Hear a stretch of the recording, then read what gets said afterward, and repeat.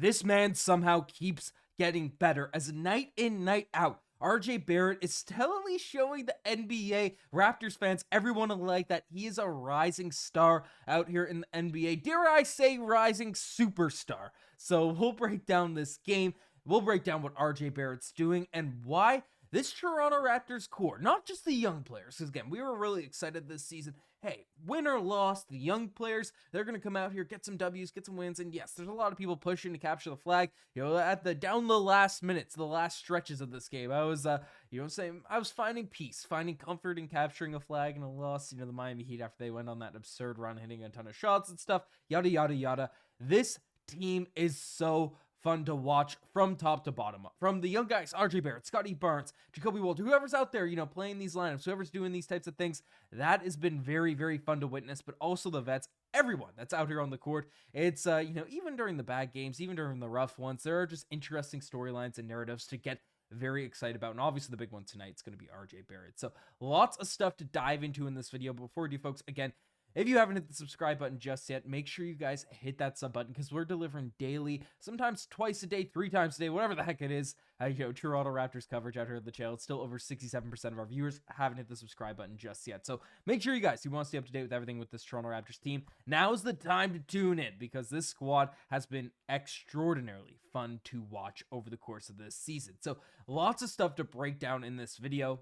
Obviously, the first thing that we have to talk about, the first thing we have to discuss is RJ Barrett, as this man has been on an absolute tear as of late, especially at home. This man, when he gets the home cooking, the Toronto vibes, this man is just on another level. Tonight was no different for RJ Barrett. The meme continues, the home and road RJ, even though he's not horrible on the road, but he's a superstar at home over the course of the season. That's kind of the reality of what it's looking at. But RJ Barrett, 37 points tonight, 7 rebounds, 5 assists, 15 of 20 shooting from the field, 3 of 4 from the three-point line, and again, 4 turnovers, which is whatever, but overall really dominated this game. And when the Toronto Raptors needed, because there were moments down the stretch of this game where the Heat were making a serious push, were making a serious comeback, were trying desperately to get that W, and it was none other than RJ Barrett who was locked in, ready to go to attack the rim, to get those shots. He had one egregiously bad turnover there. He would drive it. It was a weird possession. But other than that, really every time he touched the ball, something good happened. He was getting to the rim. He was knocking down his 3-point shots. He was facilitating, whether it was the paint touch and kick out, or whether it was catching the ball to the wing and making the right decision, whether it's a swing, a drive, and kick. Whatever the heck it is, RJ Barrett is playing at that next level mentality right now. And even on the defensive end tonight, I thought he really walled up. He used his strength, and this was one of the things when we acquired RJ Barrett that I was really excited about because he's always had that strength. He's had that, we know he's vertical, his athleticism, it's all there, but he has that strength at the guard position. It's why he's such an elite slasher. It's why he can finish around the rim so well hey, if he could put together on the defensive end, he's going to be a tough guy to move. If he can move his feet laterally, stay in front of people, and people bounce off him, run into him, and that's going to be a tough guy to really score on when he's locked in, when he gets that development, when he gets into that position. And frankly, tonight, I thought he did a really good job of walling up out there on defense, and just overall, completely well-rounded game for RJ Barrett. They needed every single one of his points to get the W, to get the win, to get the, big victory over the Miami Heat in this one tonight. So, again, give the shout-outs to RJ Barrett because he just continues to improve. Over the offseason, we saw him really put work in as being a facilitator, making those passes, making those moves to different guys. And tonight, once again, we saw that chemistry with him and Jakob Poeltl in this game. And there was a lot of concerns about Scottie Barnes back in the lineup. The ball's going to be out of RJ Barrett's hands. And yes, there are moments late where that's happening. And I think the ball's been in RJ Barrett's hands enough since Scottie Barnes has been back in the lineup, but one thing that they've moved away from a little bit has been the Jakob Poeltl, RJ Barrett kind of combinations as much, and that's why we saw some lower scoring outputs from Jakob Poeltl as of late, but that was not the case tonight. Even if all the passes didn't come from RJ Barrett, Poeltl was involved out there on the offense. 17 points, 11 rebounds, 3 assists, 2 steals, 1 block in this one. And again, there's going to be a lot of people. I'll keep bringing up the animation, but the Cooper flag stuff, capture the flag. That last run, people are saying, okay, here it goes. Here's the egregious ethical tank. The team is really playing well. They're making that push. And then Jakob Poeltl takes a mid-range jump shot. RJ Barrett, who's been so good with the basketball, turns it over, pretty bad pass and stuff. But, the team is able to close it out based off of, a couple really nice takes by RJ Barrett, nice finishes.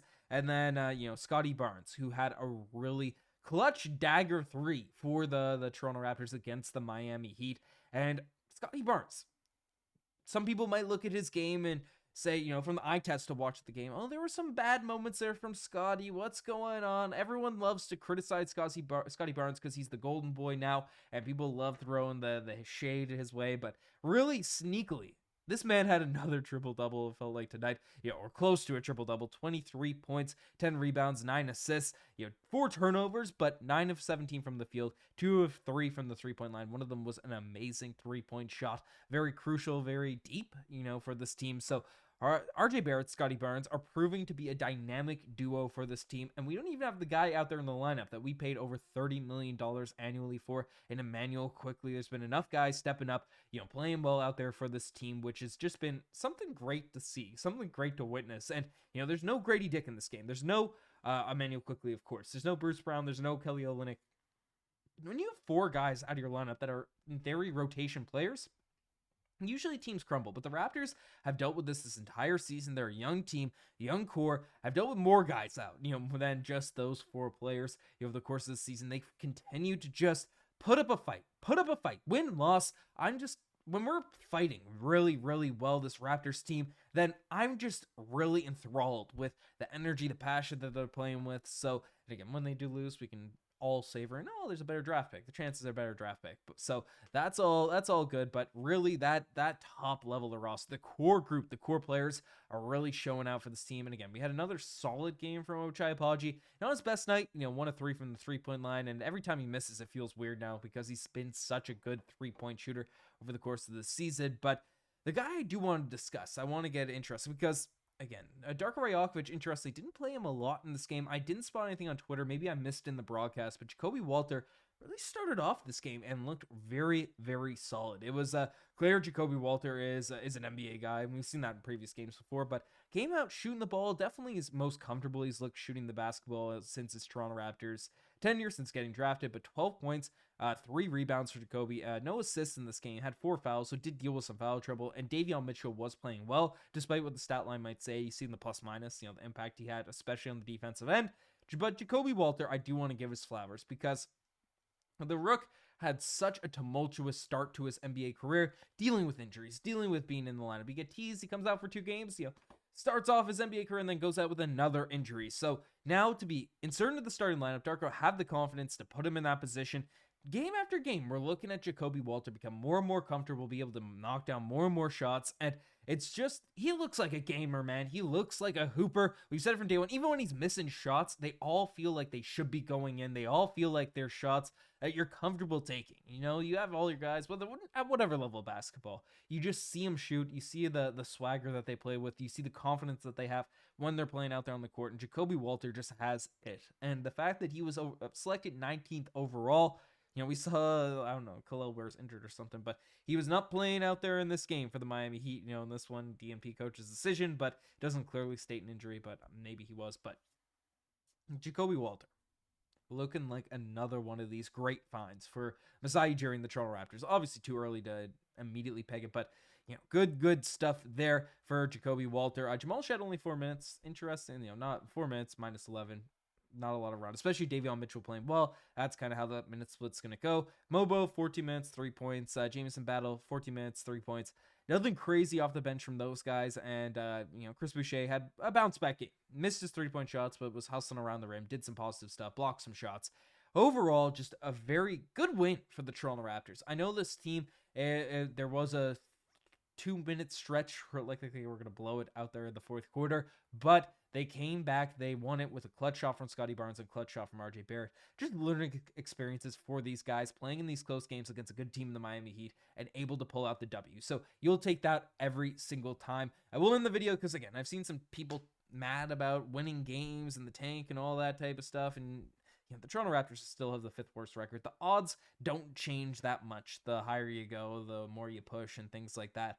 And really, The tank's going to be happening in March and April. That's when you can really focus on it. Like, if we're trying to throw games out here in December 1st, it's, what are you doing out here? You know, Christmas season. You got to wait till Christmas at least to be throwing games, to be taking L's out there on that front. Like, come on, folks. I mean, the Sixers are going to be better. The Pelicans are going to be better, assuming both teams recover from injuries.